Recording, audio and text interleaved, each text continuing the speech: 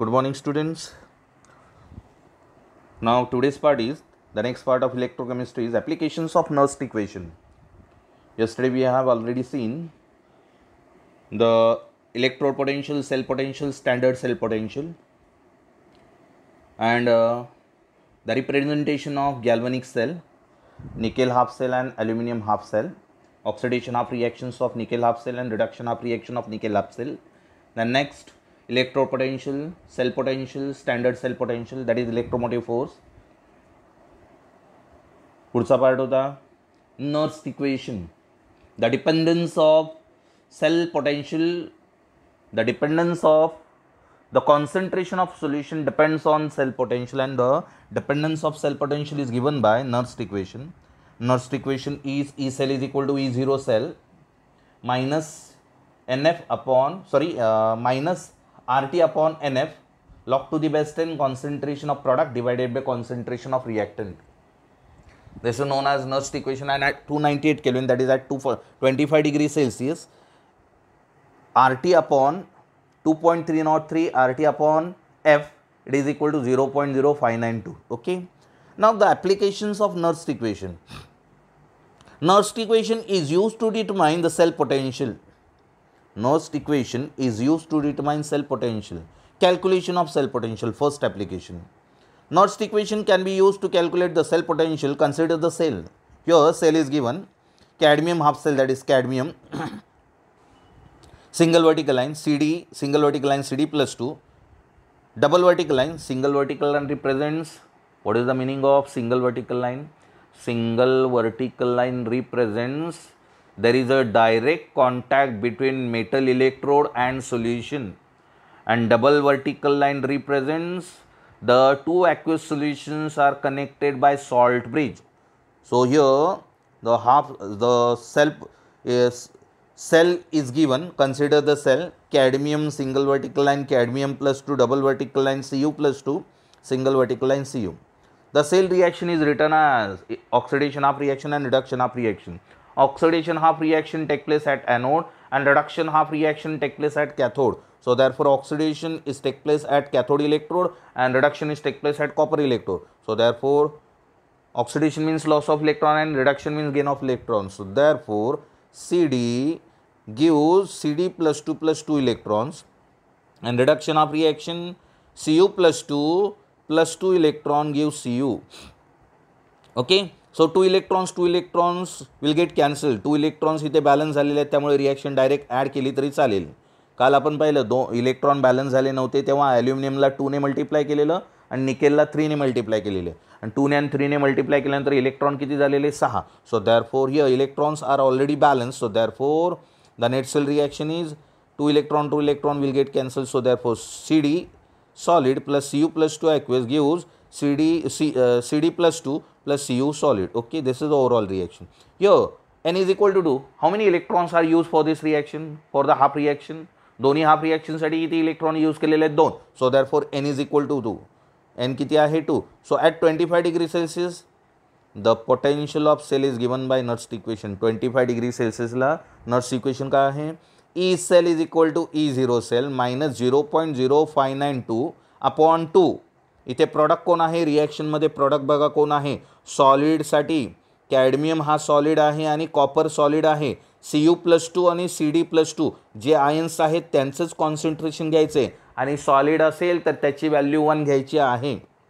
Okay. मग इथे product कोण आहे? CD प्लस 2 आणि रिॲक्टंट कोण आहे? Cu plus 2. मग product divided by reactant. So E cell is equal to E0 cell minus 0.0592 upon 2 log to the base 10 concentration of product, that is CD plus 2 divided by concentration of reactant, that is Cu plus 2. This is determination of cell potential by using Nernst equation. Since concentration of solids and pure liquids are taken as unity म्हणजे 1 घ्यायचं आहे. Liquid आणि सॉलिडसाठी कॉन्सन्ट्रेशनची value काय घ्यायची आहे? 1. आणि जर gas electrode दिलेला असेल तर गॅससाठी दिलेलं प्रेशर घ्यायचं आहे, ॲटमॉस्फेरिक प्रेशरची व्हॅल्यू घ्यायची. Okay. Now second application, calculation of electrode potential. Nernst equation is use to calculate the electrode potential. So consider the electrode. कुठला इलेक्ट्रोड दिलाय बघा? Consider the electrode Zn plus 2 aqueous single vertical line Zl. Zn. Okay, मग आता reduction half reaction काय येईल बघा, Zn + 2 electron gives Zn. So applying Nernst equation, electropotential is given by EZn. Zn electrode आहे, त्यामुळे EZn is equal to E0Zn minus 0.0592 upon n. n म्हणजे number of electron किती आहे, n is equal to 2 divide EZn is equal to E0Zn minus 0.0592 upon n log to the best 10. Product कोण आहे, Zn solid, त्यासाठी 1 घ्यायची value, आणि reactant कोण आहे, Zn + 2. So therefore log to the best 10 1 upon Zn + 2 at 25 degree Celsius. So therefore Zn खाली आहे ना, Zn + 2 त्याला वरती घेतल्यानंतर मायनसचा प्लस होईल. So therefore EZn is equal to E0Zn plus मायनसचा प्लस झाला का, Zn + 2 ला इन्व्हर्ट केला, plus 0.0592 upon 2 log to the base 10 concentration of Zn + 2. Okay, so this is the determination of cell potential using Nernst equation and electropotential using Nernst equation. Now next and very important derivation. हे derivation 3-4 वेळा विचारलेलं आहे बोर्डाला. What is the derivation? Derive the relationship between Gibbs energy change and EMF of cell. Gibbs energy change म्हणजे delta G. थर्मोडायनॅमिकमध्ये आपण पाहिलेलं आहे Gibbs energy change. Derive the relationship between Gibbs energy change and EMF of cell. E cell. EMF of cell means E cell. So relationship between Gibbs energy change, that is delta G, and EMF of cell, that is E cell. The electrical work done, आता derivation start करतोय बघा. The electrical work done in a galvanic cell. Galvanic सेलमध्ये जे electrical work done होतं ते electrical work done कोणाच्या equal असतं. The electrical work done in a galvanic cell is the amount of electricity passed is the product of the electrical work done in a galvanic cell is the product of amount of electricity passed and cell potential. Work done, the electrical work done in a galvanic cell. Galvanic cell मध्ये जे work done होतं त्या work डनची value काय असते, it is the product of amount of electricity pass and cell potential. So therefore electrical work is equal to amount of charge. Charge म्हणजेच electricity. Electrical work is equal to amount of charge into cell potential. Product आहे बघा दोघांचा. Amount of charge. Charge म्हणजेच electricity. So therefore electrical work is equal to amount of charge into cell potential. Okay. So therefore पुढे बघा इथे, therefore charge of 1 mole of electron is Faraday, that is coulomb. एका इलेक्ट्रॉनचा charge किती असतो, 1 Faraday, that is 96500 coulomb. Charge of 1 mole of electron is equal to 1 Faraday for the cell reaction involving n moles of electrons. Charge passed is equal to NF coulomb. बरोबर आहे ना. n number of इलेक्ट्रॉनसाठी 1 mole of इलेक्ट्रॉनचा charge किती असतो, F coulomb. बरोबर आहे. मग n नंबर ऑफ इलेक्ट्रॉनसाठी चार्ज काय येईल, NF येईल. बरोबर आहे. Charge of 1 mole of electron is F coulomb for the cell reaction involving n moles of electrons. Charge passed is equal to NF coulomb. Hence electrical work is equal to electrical work amount of electricity passed, amount of charge किती आला, amount of charge NF, आणि cell potential किती, E cell. Okay. So therefore electrical work is equal to NF E cell. याला म्हटलं equation number 1. बघा इथे equation number 1. Equation 1 काय आहे, NF E cell. Okay, that is electrical work. Now electrical work done in a galvanic cell is equal to the decrease in Gibbs energy. Galvanic सेलमध्ये जे electrical work done होतं ते कोणाच्या equal असतं, the electrical work done in a galvanic cell is equal to decrease in Gibbs energy. Decrease म्हणजे minus आणि increase म्हणजे plus. Decrease in Gibbs energy delta G. Delta G जर positive असेल तर इन्क्रीज आणि डेल्टा जी जर negative असेल तर decrease. So the electrical work done in a galvanic cell. Galvanic सेलमध्ये जे वर्क डन असतं ते कोणा इतकं असतं, it is equal to decrease in Gibbs energy. The electrical work done in galvanic cell is equal to the decrease in Gibbs energy, that is minus delta G of the cell. So cell reaction minus delta G of the cell reaction. So therefore it then follows that electrical work done is equal to minus delta G. वरचं equation काय आलं, दाबो equation for electrical work done, the electric work done in a galvanic cell is the product of amount of charge pass and cell potential, that is electrical work is equal to NF E cell, NF E cell, and the electrical work done in a galvanic cell is the decrease in Gibbs energy, that is minus delta G of the cell reaction. It is then follows that electrical work done is equal to minus delta G. This is equation number 2. From equation 1 and 2 we get, आता या दोन equation काय मिळेल, minus delta G is equal to NF E cell, or delta G is equal to minus साइनला राईटला घेतला, delta G is equal to minus NF E cell. Under standard state condition we right.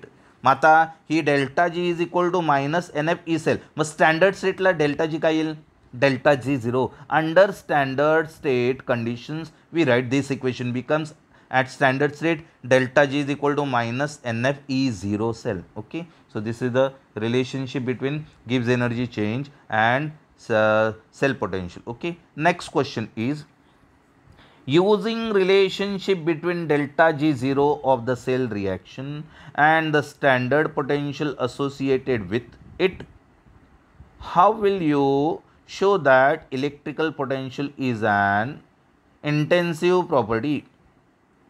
How would you show that electrical potential is an intensive property? बघा इथे electrical potential intensive property का आहे. What is extensive property? The property of system that depends on amount of matter present in the system, it is known as extensive property. And the property of system which is independent on the amount of matter present in the system, it is known as intensive property. Okay, so using relationship between delta G0 of the cell reaction and standard potential associated with it, how will you show that electrical potential is an intensive property? आता बघा intensive property कशी आहे ते कशी show करता येईल बघा. Under standard state conditions, electrical work done is in galvanic cell under standard state conditions. Standard state म्हणजे delta G0 आणि E0 cell. Under standard state conditions, electrical work done in galvanic cell is given by, that is delta G0 is equal to minus NF E0 cell, where delta G0 is an extensive property. Delta G0 काय आहे, extensive property because of it depends on amount of matter present in the system. Gibbs energy extensive property आहे. Gibbs energy is a state function because it depends on initial state and final state. So delta G0 is an extensive property since its value depends on amount of substance. If the stoichiometry equation of redox reaction, if the stoichiometry equation of redox reaction is multiplied by 2, समजा आपले equation काय आहे, delta G0 is equal to minus NF E0 cell, बरोबर आहे ना. या इक्वेशनला आता स्टॉइचियोमेट्रिक equation E0 सेलची व्हॅल्यू काढा. E0 सेल काय येईल, from the above equation that is delta G0 is equal to minus NF E0 cell. What is the value of E0 cell? E0 sale is equal to minus delta G0 upon NF, बरोबर आहे ना. मग या minus delta G0 upon NF याला मी 2 ने multiply केल्यानंतर काय येईल बघा. परत एकदा बघा, delta G0 is an extensive property. Delta G0 ही एक्सटेन्सिव्ह प्रॉपर्टी आहे, पण आपल्याला E0 सेल ही इंटेन्सिव्ह प्रॉपर्टी आहे हे प्रूव्ह करायचं आहे. डेल्टा G0 काय आहे, एक्सटेन्सिव्ह प्रॉपर्टी आहे, पण E0 सेल इंटेन्सिव्ह प्रॉपर्टी हे प्रूव्ह करायचं आपल्याला. मग ते कसं करणार बघा. Delta G0 is an extensive property since its value depends on the amount of substance, बरोबर आहे ना. If the stoichiometric equation of redox reaction is multiplied by 2, that is the amount of substance oxidized and reduced are doubled. delta G0 doubles, बरोबर आहे ना. ज्या सबस्टन्सचं oxidation झालेलं आहे, reduction झालं आहे, त्याला 2 ने मल्टिप्लाय केलं म्हणजे डबल झालं, म्हणजे डेल्टा G0 पण काय होईल, डबल होईल. So therefore the moles of electrons transfer also doubles, म्हणजे जे इलेक्ट्रॉन ट्रान्सफर होत आहेत ते पण काय होणार, डबल होणार, बरोबर आहे. So therefore E0 cell, the ratio E0 cell is equal to minus delta G0 upon NF, then becomes, हा रेशो काय होईल बघा. The ratio E0 cell is equal to minus delta G0 upon NF, then becomes E0 cell is equal to minus 2 delta G0 upon 2 NF. बरोबर आहे. 2 will get cancel. Equation परत तेच आलं. Double जरी झालं, the substance that oxidise or reduce are double or triple or 4 times. त्याला double केलं, triple केलं किंवा 4 टाइम्स केलं तरी इक्वेशन काय येईल, तेच येईल. So it indicates that E0 sale is independent on amount of substance. So therefore E0 sale is equal to, it remains as it is, that is minus delta G0 upon NF. Thus E0 cell remains the same. By multiplying the redox reaction by 2, it means E0 cell is independent of the amount of substance and it is an intensive property. त्यामुळे E0 cell काय आहे, intensive property आहे. Okay. Now next one, derive the relationship between standard cell potential and equilibrium constant of cell reaction. Standard cell potential means E0 cell and equilibrium constant means K. बरोबर आहे. या दोघांमध्ये relation बघायचं आहे, हे सुद्धा relation important आहे. Derive the relationship between standard cell potential and equilibrium constant of cell reaction. Okay, start करतो इथे बघा. The relationship between standard gives energy change of cell reaction and standard cell potential is given by, आत्ताच पाहिलं आपण काय आहे relation, standard gives energy change and standard cell potential delta G0 is equal to minus NF E0 cell. बरोबर ना, आत्ताच पाहिलं आपण. delta G0 is equal to minus NF E0 cell. ह्याला म्हटलं equation number 1. Okay, once again, the relationship between standard gives energy change of cell reaction and standard cell potential is given by, standard means 0 लिहायचं आहे त्याच्या हेडवरती. Standard cell potential is given by equation that is delta G0 is equal to minus NF E0 cell. ह्याला म्हटलं equation number 1. Call it as equation number 1. The relation between standard gives energy change of a chemical reaction and its equilibrium constant as given in thermodynamic is. Thermodynamic मध्ये equilibrium constant आणि standard gives energy change याचं relation काय आहे, thermodynamic या lesson मधलं relation.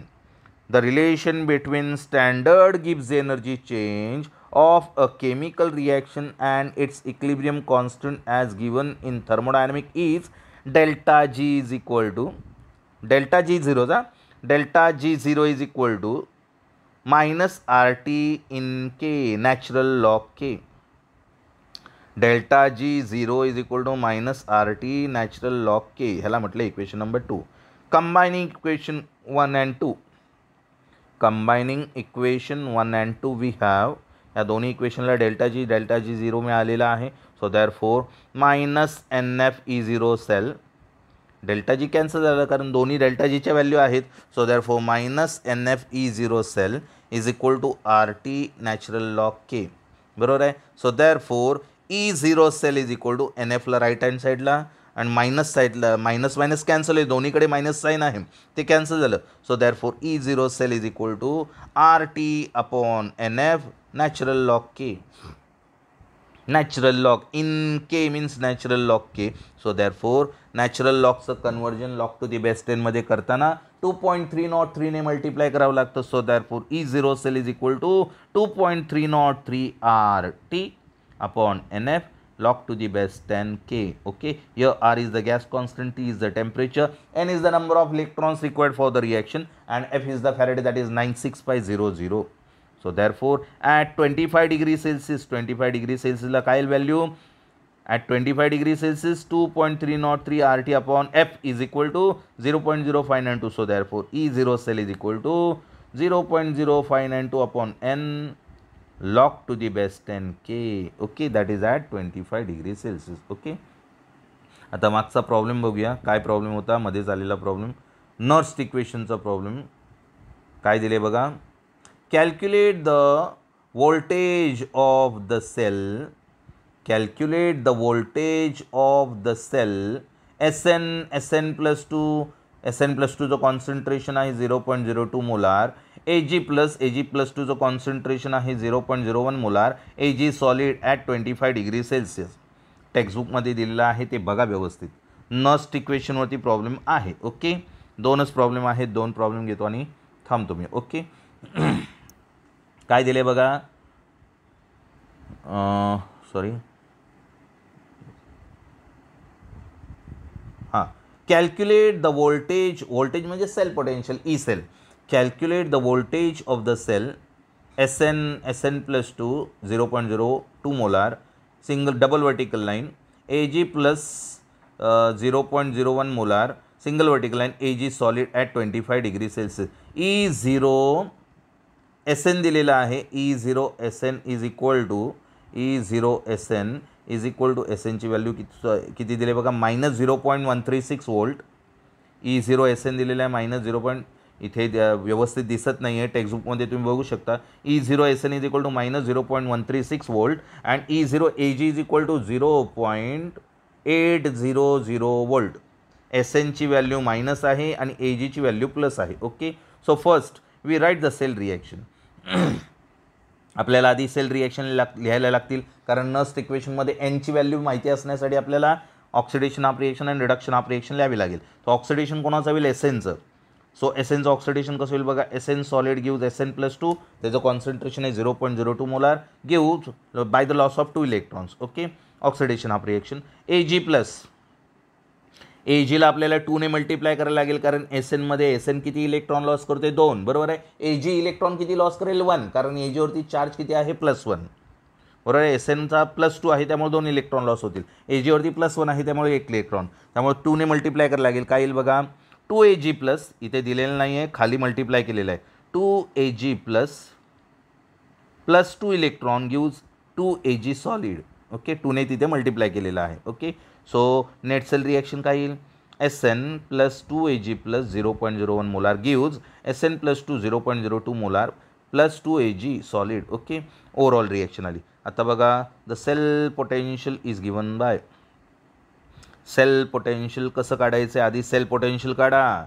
Nernst equation दिले, Nernst equation काढण्यासाठी आपल्याला E0 सेल काढावा लागेल. E0 सेल कसा काढणार, E0 सेल कसा काढणार, कॅथोड मायनस ॲनोड. कॅथोड कोण आहे, राईट हँड साईडला आहे तो कॅथोड, AG आहे. ॲनोड कोण आहे, SN. मग कॅथोडची व्हॅल्यू किती आहे, E0 sale is equal to E0 AG minus E0 SN.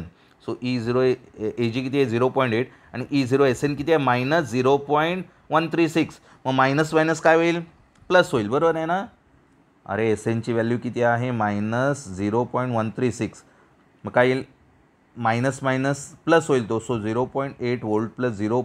Minus plus that is plus 0.136 आणि दोघांचं ॲडिशन केल्यानंतर E0 सेल किती आला, E0 sale is equal to 0.936 volt. Okay, आता ही व्हॅल्यू ई सेलमध्ये टाकायची. What is E cell, E cell is equal to E0 cell -0.0592 volt upon 2 log to the best in concentration of SN. Product कोण आहे बघा, net cell रिॲक्शनमध्ये product SN आहे आणि रिॲक्टन कोण आहे, AG आहे. AG 2 आहे ना, त्यामुळे त्याचा स्क्वेअर झाला. अरे 2AG प्लस आहे ना, त्याचं कॉन्सन्ट्रेशन किती दिलं आहे, AGचं 0.01 मोलार आणि SNचं 0.02 मोलार. बरोबर आहे. मग काय येईल, log to the best ten SN, concentration of SN divide by concentration of AG plus square का केला, 2AG घेतले. So therefore E cell is equal to 0.936. E0 सेलची व्हॅल्यू किती आली, 0.936 minus 0.0592 divide by E, number of electron किती आहे, 2 आहेत, NF ना, N किती आहे 2, 0.0592 divide by 2 log to the best 10. SNचं कॉन्सन्ट्रेशन किती आहे, 0.02 आणि AGचं कॉन्सन्ट्रेशन 0.01 स्क्वेअर, 0.01चा स्क्वेअर.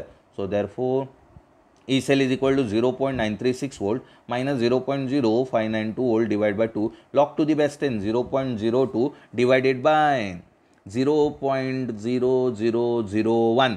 0.01चा स्क्वेअर किती येईल, 0.0001 एवढे येईल. आलं लक्षात. आणि 0.02 डिवाइड बाय म्हणजेच 2 × 10⁻² डिवाइड बाय 1 × 10⁻⁴. 2 × 10⁻² divide by 1 × 10⁻⁴. मग त्याचा आन्सर किती येईल, 200 येईल.